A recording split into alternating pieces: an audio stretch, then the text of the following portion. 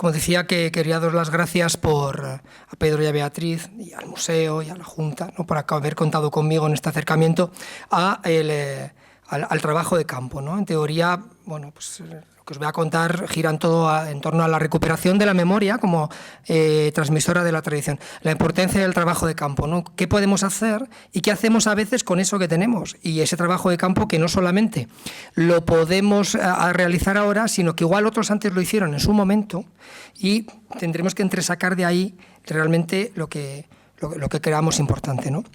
Como os digo, también quería pediros disculpas por la frialdad de leer lo que os voy a contar, pero como yo me conozco y puedo acabar hablando, pues, de los toques del Merlú cuando doña Urraca, pues, iba a comprar ahí peras al pago de San Lázaro, ¿no? Pues lo prefiero dejar escrito y así. Tampoco sabía muy bien cómo enfocar esta sencilla comunicación, pero es cierto que llevo muchos años dedicado al estudio de la cultura tradicional de mi provincia. Son miles de kilómetros los que he recorrido para tratar de recuperar de la memoria colectiva todo aquello que el recuerdo pueda conservar. Soy burgalés, ¿no? Dicen de mí que más que la morcilla y los gigantillos, es verdad, ¿no? Quizás dicen que somos un poco fríos, ¿no? Cortantes como el cierzo, ¿no? Qué bonito eso de los nombres, por cierto, de los nombres de castellanos, ¿no? El labrego, el regañón, el cierzo y el solano, ¿no? Mejor que seríamos como el solano. La verdad que nuestros tópicos es otro de los folclorismos de los que tanto huimos. Y eso nos hace ser, a la vista de los demás, en el caso de los burgaleses, fríos y distantes. Y ese frío que envuelve nuestra tierra y que sale de improviso cuando menos te lo esperas, ¿no? Ya sabéis cuál es el chiste, ¿no? De cómo se conoce a un burgalés en una playa nudista, pues porque llevamos la chaqueta en el brazo, ¿no? Porque estamos acostumbrados a esas cosas.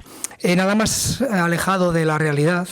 Esto último, lo del frío, es demostrable. Lo primero de que somos fríos como personas, no, que lo voy a decir yo, ¿no? Porque, bueno, dicen que cuando tienes un amigo burgalés, pues lo tienes para toda la vida. Yo lo puedo corroborar con las cientos de horas de conversaciones con la gente de los núcleos rurales que pueblan mi extensa provincia. No sé si sabéis que Burgos es la que más localidades conserva de España. Tenemos casi 1.200 pueblos. Esta mañana cuando hablabas de los 300 de Salamanca o de eso, pues que en Burgos somos 1.200 pueblos. Pero esto se traduce, lógicamente, en esta temida despoblación rural. Un mal que tiene poco, para mí entender, poco o nada de solución, ¿no? Porque los nuevos tiempos, por mucho que nos empeñemos, han traído formas de vida que solo a unos pocos nos resultan atractivas.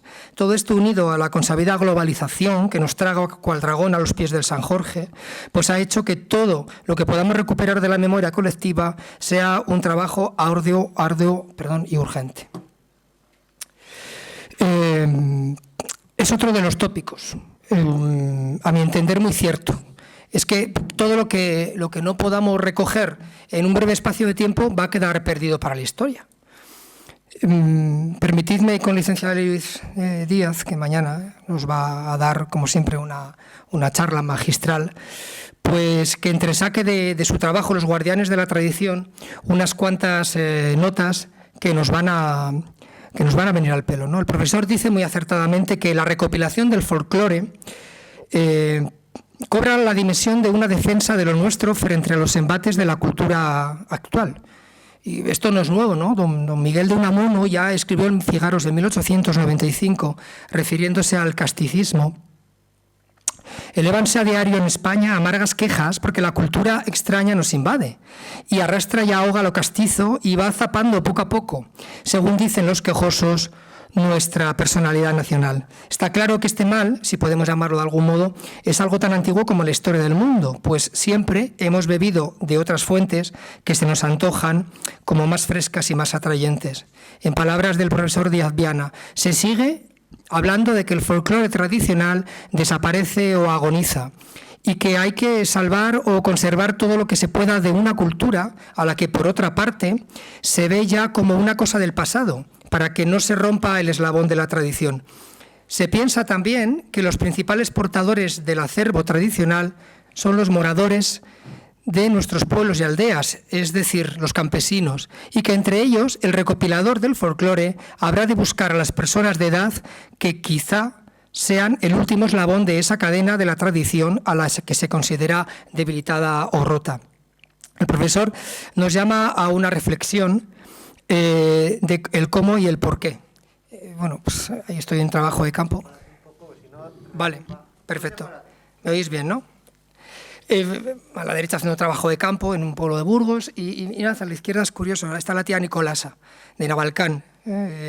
Aparecen las fotografías de Chahue, ¿no? Es la novia esa navalqueña que con 16 años la vistieron, y bueno, pues ahí la tenés estupenda, la tía Nicolasa. Contaba unas cosas maravillosas de su padre cuando iba a Toledo, ¿no? En calzones, andando por la vía del tren, ¿no? Bueno, está claro que los portadores de la tradición son las personas que han bebido directamente de ella.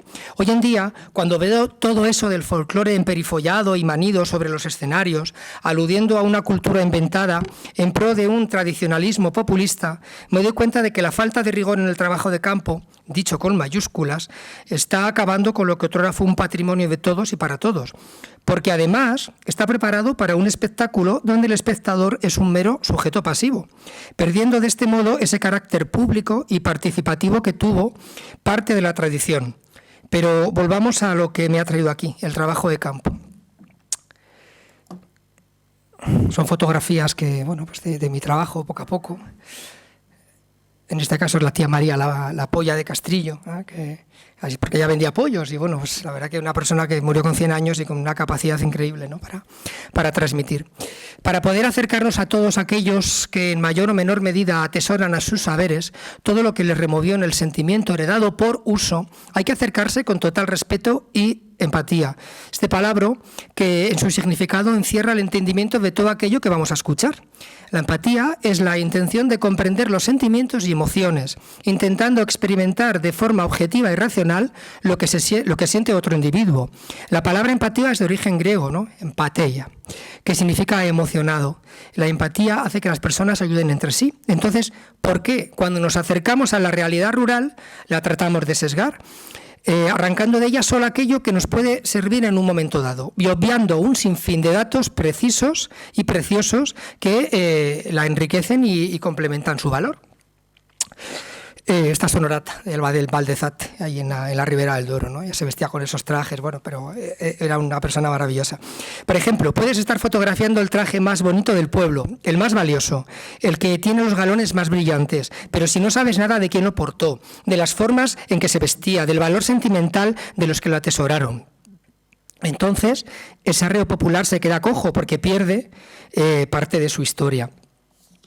El contexto en el que se desarrolla la tradición para mí es tremendamente importante. Las vivencias en primera persona nos hacen comprender lo que nosotros no hemos podido vivir.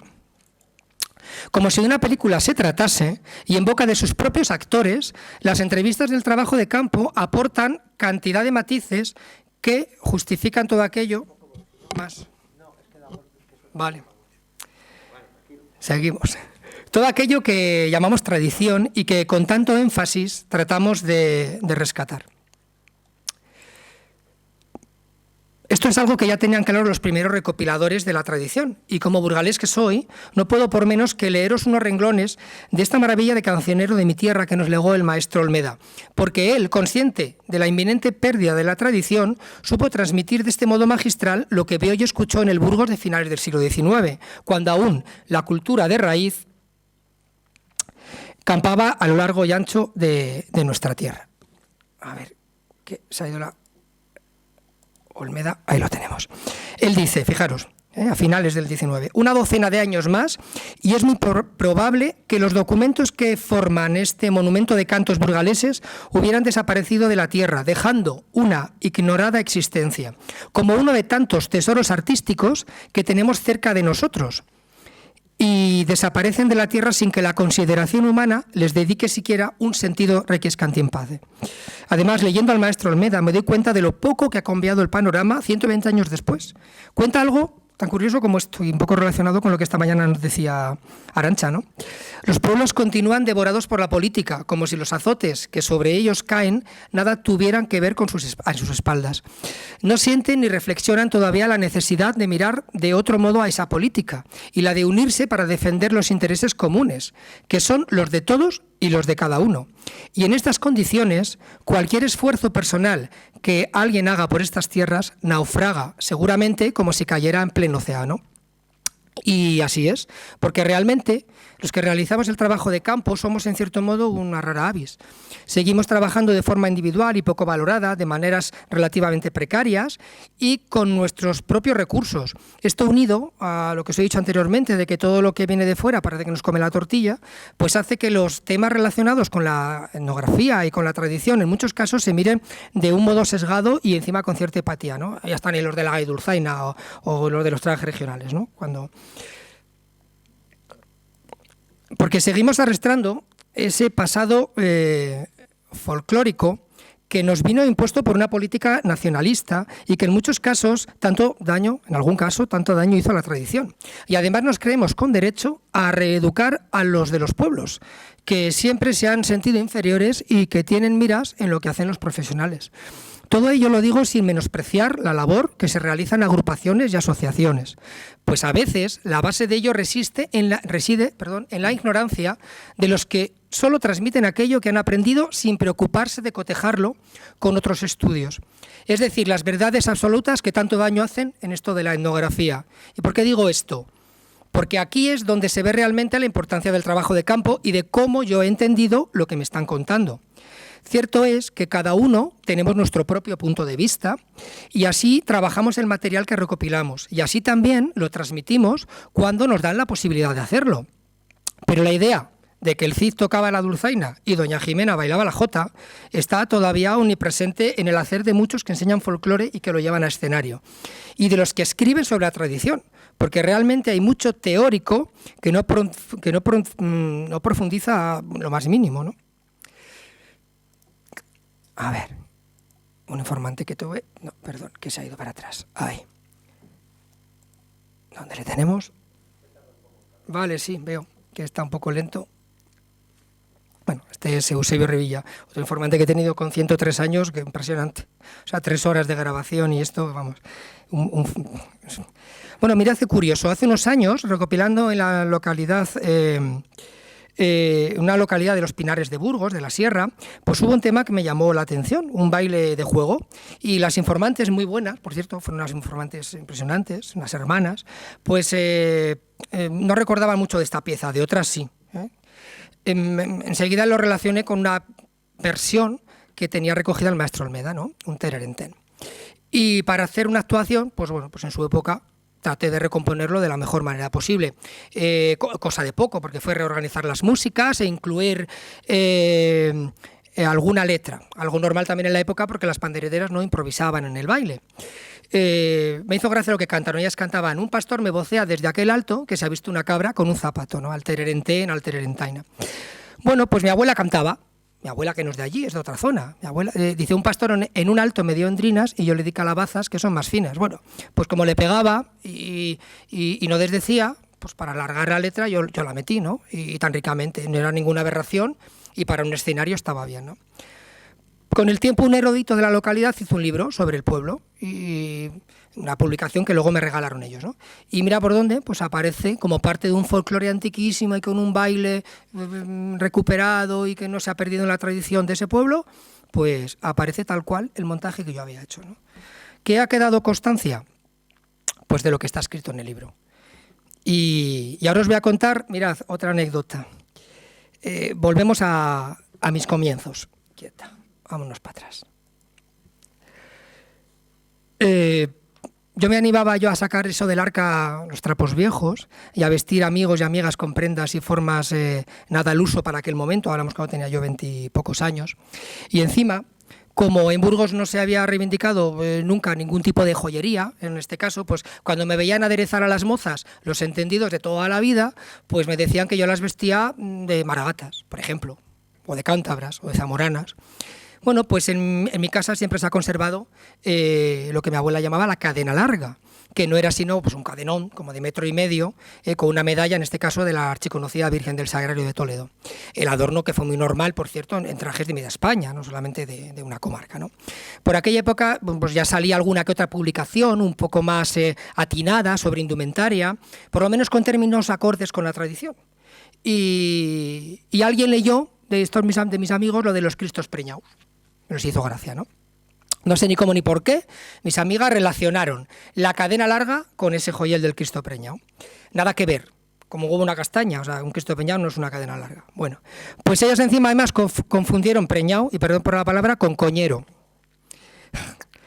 Y empezaron a ponerse las cadenas largas como la que yo les ponía de mi abuela, pero ellos decían que se ponía el Cristo coñero, justificándola así porque les llegaba a esas partes, ¿no?, que las rondas describen como un pozo hondo, ¿no?, y oscuro. Yo no sabía dónde meterme cuando hablaban en semejantes términos y siempre se lo afeaba, claro. Que al final la gente se va a creer esto que es así y ni se os ocurra además deciros que yo he dicho eso. Bueno, años después, en un museo de indumentaria, en una visita guiada, pues el encargado amablemente nos hizo una visita, un pase VIP, y cuando llegamos a un maniquí, que había una cadena parecida, pues nos dice, uy, en Burgos esto se llama Cristo coñero. Porque además llegaba a las partes pudendas. Claro, yo me quedé con una cara de pánfilo y no supe por menos que contar la historia, no decirlo. Y desengañar al guía, claro. A ver, alguien se lo había dicho y encima un entendido de Burgos. Entonces, claro, ¿cómo él no va a poder repetir eso que había escuchado? Pues este es el problema, que solo nos está quedando en muchos casos lo que vemos. Y al final, al ciudadano de a pie es el que piensa que la cultura tradicional y el folclore es solo eso, unido a que resulta a veces poco atractivo y, como he dicho, nada participativo. Reconozco que alguna vez me he llegado a sentir como un mono al que le tiran cacahuetes, y es que esto de la tradición vende mucho. Estamos inmersos en las fiestas típicas donde se vende hasta el moño de la mujerina que está dando las vueltas al caldo mondongo de las morcillas que luego encima nos van a vender. Vamos para adelante, ya que hay informantes que me gustan. Ahí está, Eusebia. Todos en un momento dado hemos sido sujetos pasivos de la tradición y todos nos hemos acercado a esa tradición con un afán de aprender algo, pero a veces sabemos catalizar lo que los informantes nos cuentan. No todo es válido. No hay una fórmula mágica para saber qué es bueno y cuál no, pero también hay una lógica. En la época de la globalización, en esta época donde buscamos unas señas de identidad que nos representan, forzamos esa búsqueda o damos por bueno aquello que otros han hecho antes en pro de una refolclorización inventada. Muy acertadamente está también reflexión de Díaz Viana, cuando dice: los profesionales del folclorismo son profesionales de la cultura, de un tipo de cultura inventada, pero por ellos mismos, que no profesionales del estudio de la cultura, aunque con preferencia se presenten como etnógrafos, estudiosos o investigadores. En esa actitud de defender lo propio y lo de antes, el folclore se ha visto arrastrado por el folclorismo hacia posiciones que no solo potencian lo autóctono y lo tradicional, sino que implícita o a veces explícitamente pretenden excluir lo extraño y lo moderno. Frecuentemente el folclore ha servido para contribuir identidades que tomaban la tradición rural como estilo o como modelo ideal de vida, ¿no? Y esto ha pasado en muchos países y regiones de Europa. Por ejemplo, pues mi pareja es de Cerdeña y allí se vende la cultura tradicional, bueno, pues como algo tan sumamente extraño, distinto, diferenciador, rural. Bueno. Os pongo como ejemplo, mirad. Los macrofestivales que sobre la antigua tradición de rondar marzas, pues podemos ver en muchas localidades de Castilla y León. Lo que surgió en Burgos, disfrazado como un baile que en teoría rescató el maestro Justo del Río, que en su afán de lo coreografiaba todo, ¿no? Pues hizo de esta ronda otra coreografía. Y las rondas de marzas, ya sabes que se extiende precisamente a la provincia de Burgos y Cantabria, ¿no? Y también algo en Palencia, pero vamos, al final hizo pues un corro muy bonito de parejas encadenadas, ¿no? Con una ronda de marzas. Bueno, pues con esa excusa de la entrada del mes de marzo y la bienvenida de la primavera, se congregan en el polideportivo de la ciudad de Burgos todos los grupos oficiales de baile. Mirad. Fijaos qué pedazo de festival hacemos en Burgos, ¿eh? Con el tiempo, y más acorde con la tradición, bueno, pues en el festival el baile se eliminó y se comienza ya pues el festival cantando las marzas, ¿no? Que es lo suyo, ¿no? Viniendo después el consabido festival de bailes y jotas, de vueltas enrevesadas, a veces a ritmo de centrifugadora, ¿no? Pues lo que nos gusta en el escenario. Al final, la fama del montaje folclórico atrae a miles de personas, no solo de Burgos, sino de otras provincias aledañas que hacen varias horas de cola a la intemperie del frío burgalés para poder disfrutar de esta tarde de folclore. Como la fórmula funciona, pues hete aquí que donde no hubo rondas de marzas, ahora también hacen espectáculo con esa índole y de estas mismas características y con la excusa de hacer lo mismo. Pero ya no solo en el ámbito provincial. Porque me dices, bueno, pues de repente bailan marzas en Miranda. En Miranda no había marzas, por ejemplo, ¿vale? Sino que también las vemos en otras ciudades. Por ejemplo, Valladolid. No sé, allí, que yo sepa, no existen. O si existe una tradición de marzas, pues es algo anecdótico, ¿no? Esto es Valladolid, haciendo ese festival de las marzas. O por ejemplo, en León, en donde la tradición de cantar las martas tolendas en Navidad o en carnavales para limpiar fuentes y como tema de aguinaldo, y que nada tiene que ver con las que se realizan en Burgos o en Cantabria, pues también se han convertido en citas claves con las mismas estructuras de lo que os he contado, de lo que es un canto, una ronda de marzas. Más aún, se ha institucionalizado el pedir el permiso al alcalde, el repartir los productos de la tierra, el recorrer las calles dando la bienvenida al mes de marzo, cual mozos marceros que nunca existieron en la provincia de León, ¿no?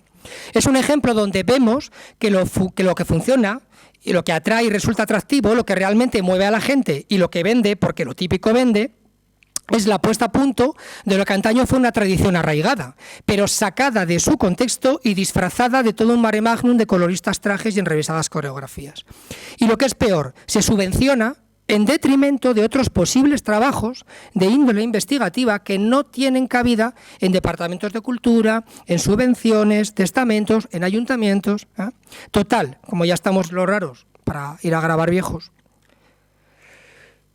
Realmente el trabajo de campo no es fácil. Primero, la gente, por las circunstancias actuales, es reticente a abrirle la puerta a cualquiera. En segundo, el tópico de que ya va quedando poca gente que nos cuente las cosas es cierto. Desgraciadamente, con esta maldita pandemia se han ido muchos informantes. Una de las características que definen la cultura tradicional en varios de sus ámbitos es la de que se transmite de forma oral. Y esta oralidad es la que nos importa en el momento de hacer una entrevista. Pero ¿cómo debemos hacer ese trabajo de campo? Primero de todo, capacidad. Uno puede tratar de ser el mejor pintor del mundo, ¿no? Es un ejemplo, pero si en tu cabeza pues no hay una conjunción clara del espacio y el volumen, está claro que no vas a pasar de ser un pintor mediocre, ¿no? Pues, segundo, saber qué tienes entre manos y formarte. Y no me refiero a una formación académica. Estamos en la sociedad de las titulitis y estudios superiores donde realmente saquen la esencia de la cultura popular, pues no hay. O nos acribillan con la antropología que a veces tiene mucho de teórico y poco de práctico. O también nos comen el terreno, bueno, pues lo de los refajos rabones, el moño cardado, que todavía hay mucho de eso dentro de lo que estamos viendo, ¿no? Del panorama del folclore. Mira, me viene a la cabeza un máster que había especialista del folclore que daba la Universidad Rey Juan Carlos de Fuenlabrada, ¿no? Claro, exigían, bueno, pues las clases presenciales, que es normal, ¿no? Y luego un desembolso importante de dinero como cualquier máster, vale. Y luego el programa creo que duraba 2 años, bueno, duraba. Se dedicaba además un curso a zonas concretas. Este año vamos a hacer sobre esta comarca de España, ¿no? Y allí, bueno, pues iban profesionales de toda la vida, con amplias trayectorias en coros y danzas, claro. Aprendías, lógicamente, lo que allí te enseñaban y que además estaba relacionado con lo que ellos sabían hacer, claro. Pero había alguno incluso, bueno, pues que te enseñaba cosas que estaban relacionadas directamente con esa sección femenina, ¿no?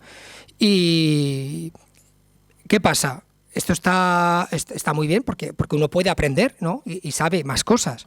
Pero claro, estamos hablando de una titulación. La base no era la cultura de raíz o el conocimiento directo de unas formas de baile antiguo, no sesgarlas regionalmente o comarcalmente, o si hablas de la tradición en sentido genérico.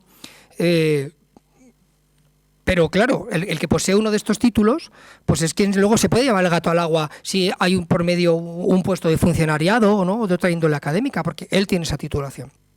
Por desgracia, en muchos casos este es el panorama que aún se respira cuando nos referimos al folclore. Otra vez, como dice el profesor Viana, nace como un concepto cuando empieza a perder funcionalidad en cuanto a tradición cultural. Por eso el folclorismo, también dice, puede ser también visto como un intento de dar nueva funcionalidad a las viejas y no tan viejas tradiciones. Es la actitud del recopilador la que realmente prima en un buen trabajo de campo. En palabras de Miguel Manzano, en el Nuevo Cancionero Popular de Burgos, donde tuve la suerte de trabajar como parte del equipo de recopilación, leemos cuando él se refiere a un apartado que tituló Recoger, transcribir y estudiar las músicas tradicionales.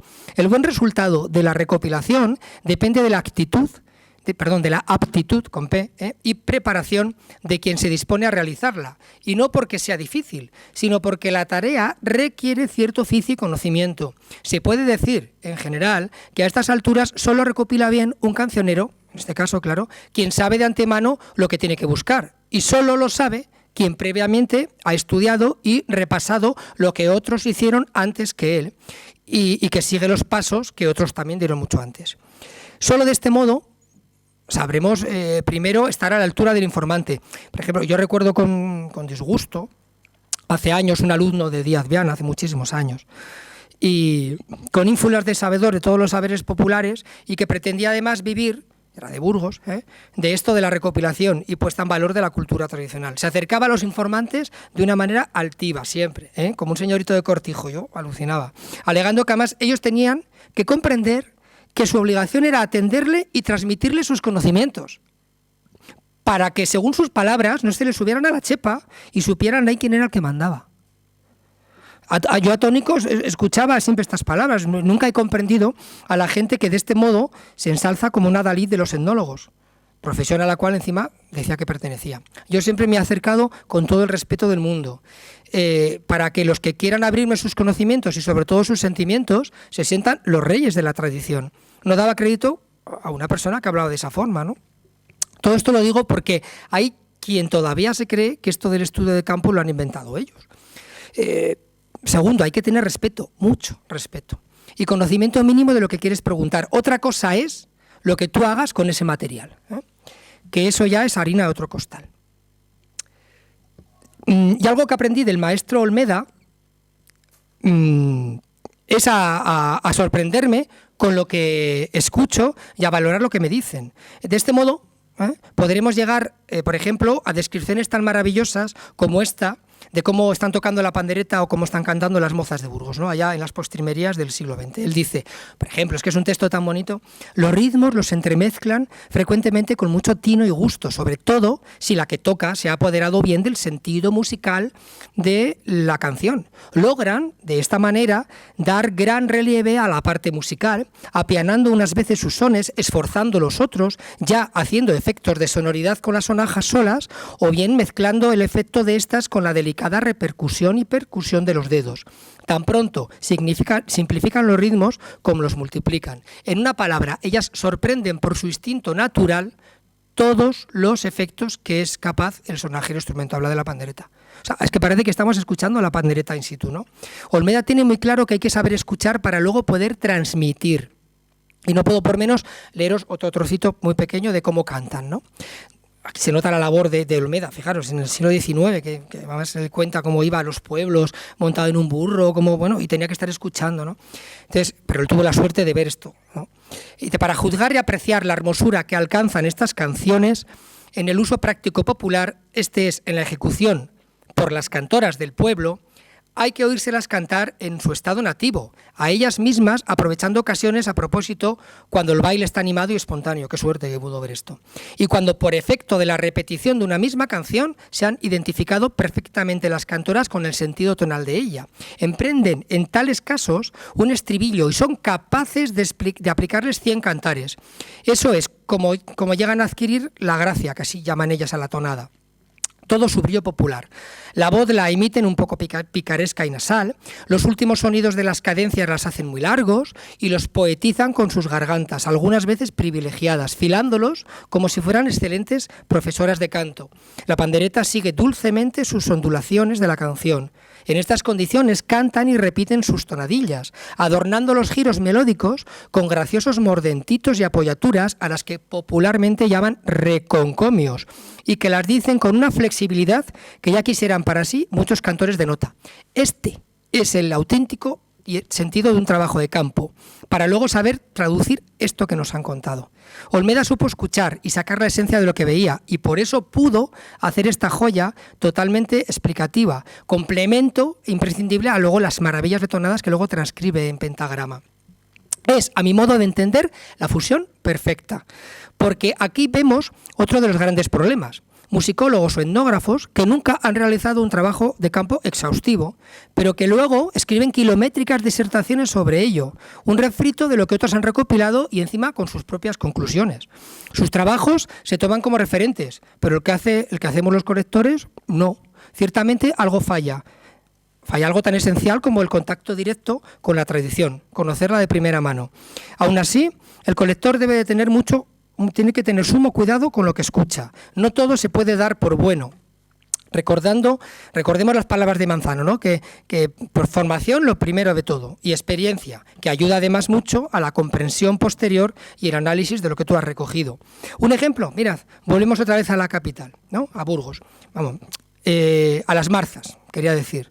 Pues escuché unas hace muchos años muy cerquita, en un pueblo que se llama Villa Gonzalo Pedernales, casi es un barrio, ¿no? De Burgos. Primero, pues en esta contornada del Alfó de Burgos, pues no existe la tradición de cantar marzas. Y sí que está extendida, muy extendida, en otras comarcas muy grandes de la provincia, la Sierra, la Ribera, las merindades. Siendo las que se cantan en la montaña, las merindades, ¿no? Las que conservan un carácter muy especial, muy definido, con una variedad tímbrica más rica en matices y con una interesante diversidad de tonada. Bueno, el caso es que el informante nos hablaba de la ronda como algo que él recuerda de siempre. Cantaba la tonada, las tonadas, porque es muy curioso, eso me llamó la atención, siendo unas marzas de esa zona, si hubiese llegado a ver, pues tenía varias tonadas, ¿no? Y no dudaba en ningún momento de lo que estaba cantando, no era una especie de recuerdo raro. Nadie más en el pueblo lo recordaba. Y aunque es una persona de edad, por los datos que daba, estaba claro que alguien más pues también tendría que saber de ellas, porque son además muy curiosas y interesantes. La tradición, bueno, la recuperaron, el pueblo volvió a cantar las marzas, se reconstruyeron las letras, porque faltaban, ¿no? Y entonces se cogieron variantes de otras zonas y bueno, pues con esto ya las tenemos. Tiempo después alguien me habla de una profesora que provenía de las merindades. Ese norte de la provincia que conserva una variedad de tonadas de marzas distintas a las de la Sierra, por ejemplo, la Ribera o el Valle del Esgueva. Poco que ver con lo que se supone que hubiese habido en esa localidad de haber existido marzas, ¿no?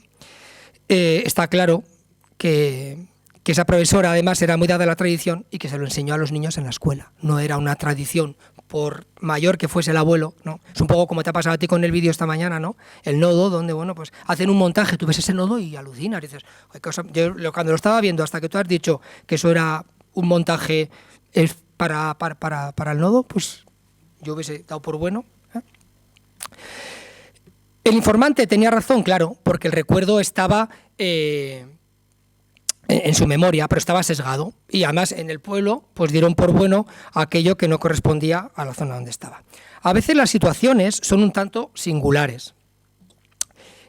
Y las entrevistas pueden derivar en conversaciones un tanto particulares, ¿eh? Mira, recuerdo uno de mis primeros acercamientos a las Machorras, esta zona maravillosa, donde viven los pasiegos burgaleses, gentes poco accesibles, pues sus modos de vida hasta no hace tanto tiempo han sido muy cerrados y además un tanto singulares.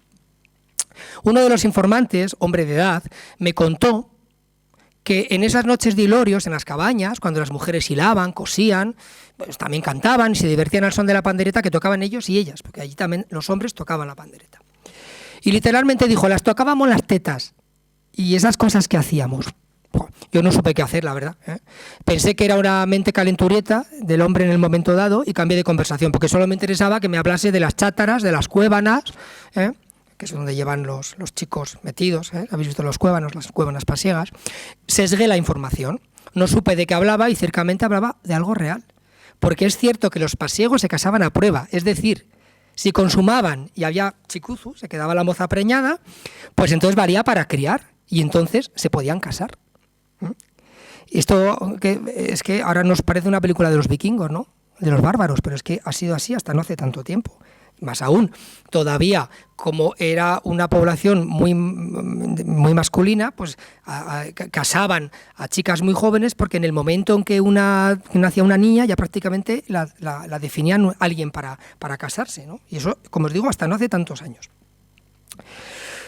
La entrevista pues se quedó incompleta a tenor de lo que el informante me contaba.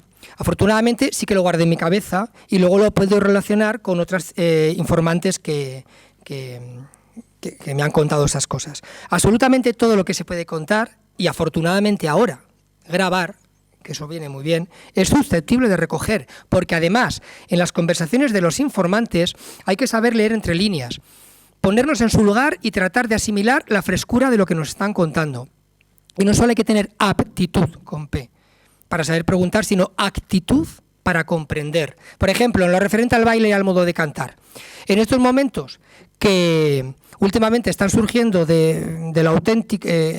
que está surgiendo todo de movimientos del auténtico, ¿no? Se ha pasado de las coreografías a veces muy exageradas y manidas a una representación un poco ridícula de la tradición. Es decir, cuando uno hace un trabajo de campo nos estamos acercando a informantes con una considerable edad, que en muchos casos o bien han vivido una tradición sesgada y en sus últimos coletazos, o bien han participado de la tradición activa hasta que ésta se dejó de realizar, ¿no? Sobre todo porque, bueno, por las nuevas modas está claro que nos han traído estas cosas, ¿no? ¿Por qué digo esto de la representación ridícula?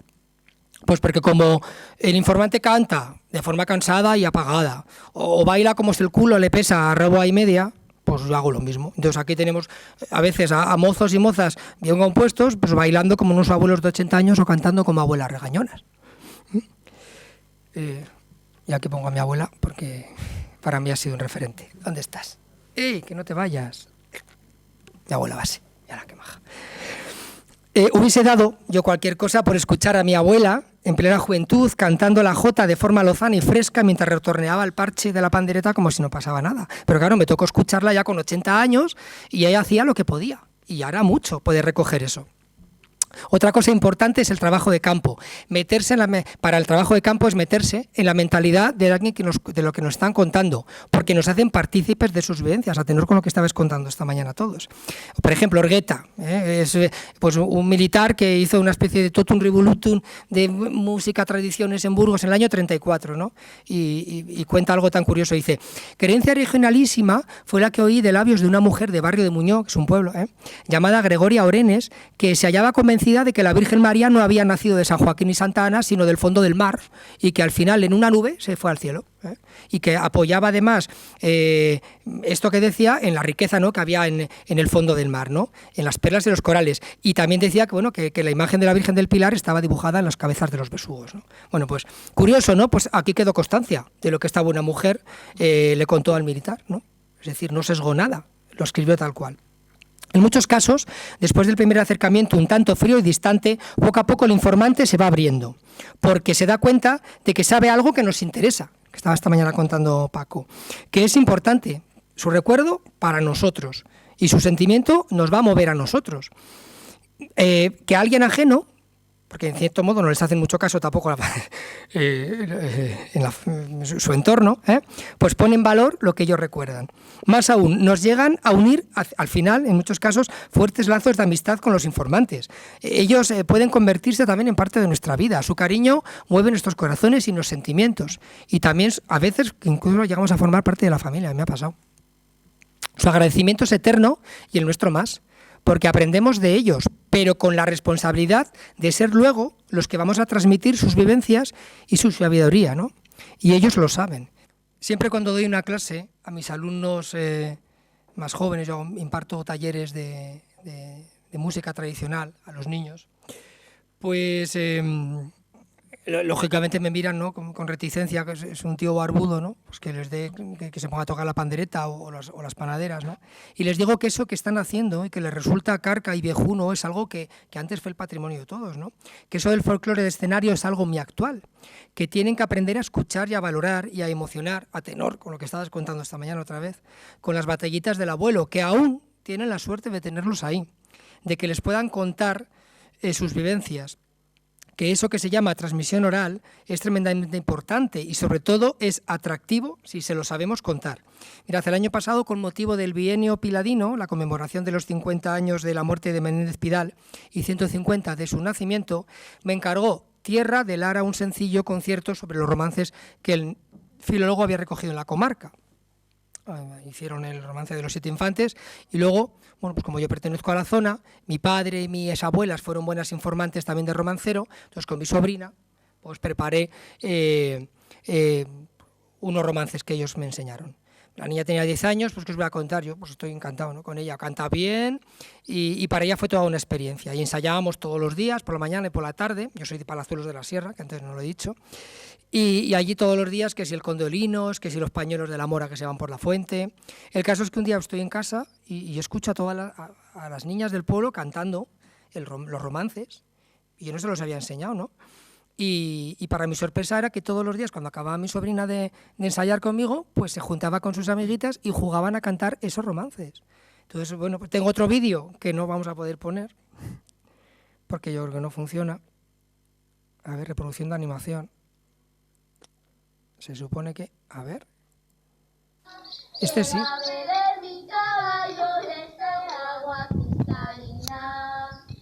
soy pura caballero, que soy gitana cautiva. Me cautivaron los moros en los riscos de Melilla. Bueno, pues ya jugaban eso. No he sabido ponerlo en horizontal, ¿eh? O sea que por eso os pido disculpas. Algo tenemos que hacer con la tradición, no podemos dejarla morir y convertirla en uso exclusivo de los que solo subimos a un escenario o venderla como una atracción de feria. Hay que empezar desde la base, porque luego ya será tarde. Hace falta más sensibilidad para nuestra cultura tradicional. Sobran eruditos, como decía un amigo ácido de esto, del folclore. Hace falta más trabajo de campo.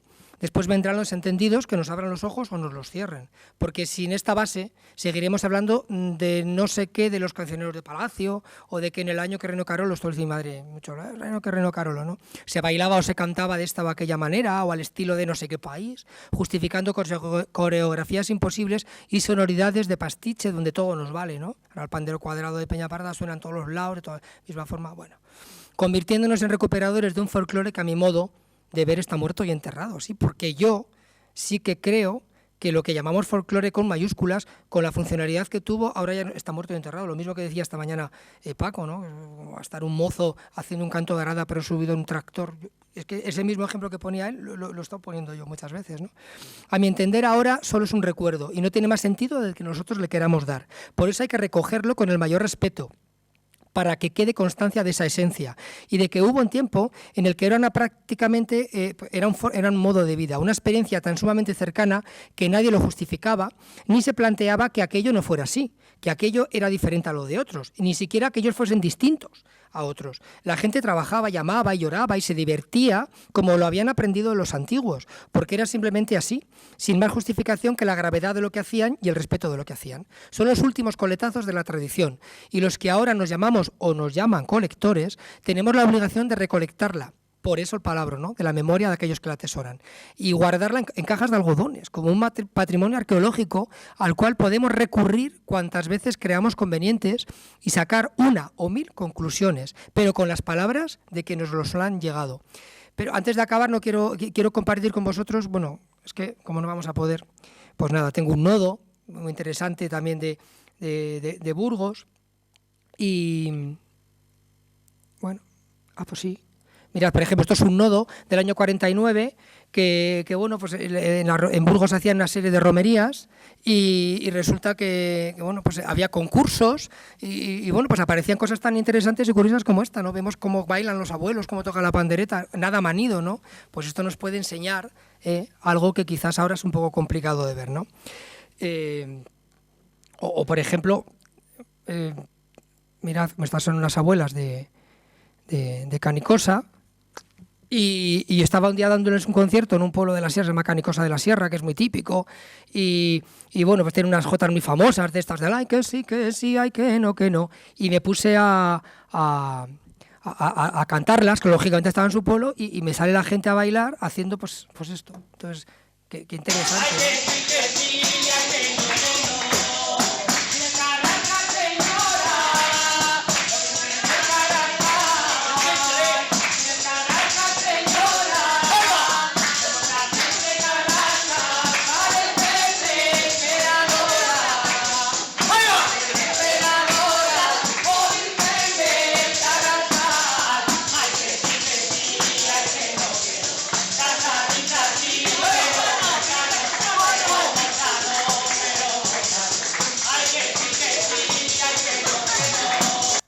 Ahí están emocionados, ¿no? Pero bailando de unas formas que se han perdido, ¿no? Es cierto que durante este tiempo que he hablado de la importancia del acercamiento con los informantes y de que las entrevistas son la mejor manera de recopilar datos, pero a veces podemos encontrarnos con la espontaneidad de la gente, ¿no? Que es lo que os he contado ahora. No quiero... A ver, es que... Bueno, ya hemos terminado. Yo creo que es que... ¿No? Un minuto. Pues mirad, por ejemplo, pues cuando hicimos el nuevo cancionero de Burgos, pues llevamos a informantes, o sea, esto es del año 90 y algo. Entonces, bueno, pues está informante Carmen Íñiguez, que luego la... ¿Cómo tocaba?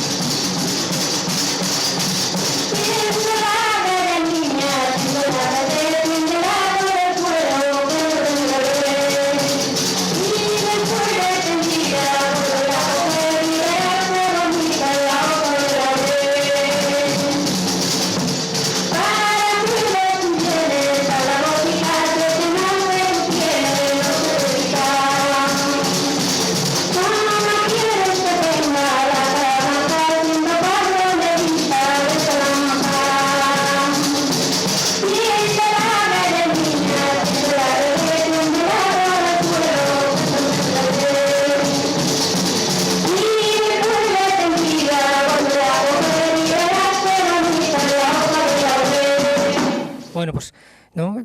Afortunadamente pudimos recoger esto, no solamente grabarlo, sino todavía ver ese toque de pandereta, ¿no? Y no quiero dejar, solamente me queda una hojilla de leer, antes de acabar, algo que nos escribió hace poco María Bulnes, ¿no? Una amiga nuestra de Cantabria, ¿no? Que ya tiene la gran suerte de vivir en un entorno rural maravilloso y de trabajar en lo que le gusta, en teñir, en hilar, en enseñar a hilar a la gente, ¿no? Y bueno, el otro día, cuando todos nos pintamos de rojo en el Face, pues ella escribió esto, nos etiquetó a un grupo nutrido de amigos, ¿no? Y dijo algo así: hoy mis amigos se visten de rojo, ya no pueden más. ¿Os imagináis los museos cerrados sin poder disfrutar de nuestro patrimonio artístico? ¿Os imagináis un verano sin el telesférico de acceso a nuestro patrimonio natural, sin cuevas, sin playas? ¿Podéis comprenderlo? ¿Iríamos de vacaciones si no podemos disfrutar de nada de lo que nos rodea y que constituye patrimonio? Impensable. Por eso se ha buscado fórmulas para que podamos seguir consumiéndolo. Ahora bien, ¿y patrimonio intangible? ¿Acaso no es patrimonio de primera línea? Casi todas las manifestaciones rituales que conozco han sido sentenciadas al coma. En algunos casos, mucho me temo que como antesala de su desaparición. No ha habido opciones para ellas, ni aforos, ni ánimo de protección. Y cuando de la recreación del mismo se trata, más de lo mismo. ¿Cuántos folcloristas y grupos resistirán y cuánto tiempo? Amigos, no es solo permitir trabajar a quien se dedica a la música popular, es mucho más. Es no dejarnos morir todos de una vez. Es no tirar por tierra el trabajo de muchos durante décadas. Si una fuente no mana, se acaba secando y moriremos de sed. Cuidémonos mucho en cuerpo y alma. Y hasta aquí mi pobre disertación sobre algo que para mí es la base de todo, que es la Biblia de la sabiduría popular. Tratemos a nuestros informantes como dioses que son, porque ellos nos han dejado un legado en una cadena que desgraciadamente ya se ha roto y son los últimos que poseen esa tradición. Y nosotros, como dice Viana, somos los autentificadores que velamos porque la tradición continúe, los guardianes de la tradición. Gracias.